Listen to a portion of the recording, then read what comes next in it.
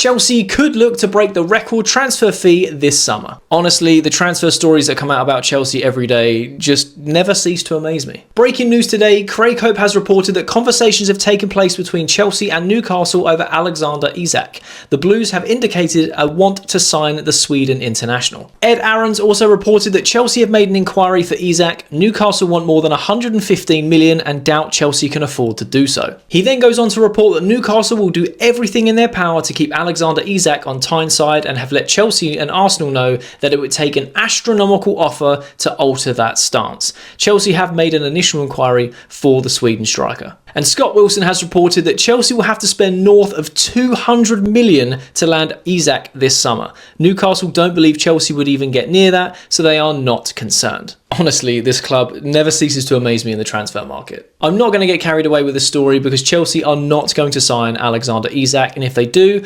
I'll eat my shoe. Chelsea have recently come out and said they're not going to spend big money on transfer fees or wages for the likes of Elise and also Nico Williams. So then the next day have an inquiry about Isak where they want something ridiculous like 150 plus million. Just doesn't make any sense. Now, if I'm being devil's advocate, we have a lot of players to sell. We could raise some capital and we could probably attempt to try and buy Alexander Isak for an astronomical fee as quoted. But I just don't see it happening. Now, don't get me wrong, Alexander Isak is well on his way to being a world-class striker, and some may argue that he already is a world-class striker. Scored bags of goals last season and is Newcastle's main man. Would I like to see Chelsea sign him? Of course I would. He is a phenomenal talent who's already proven that he can play in the Prem, and he's only going to get better in years and years to come. Do I think Chelsea are going to actually sign him?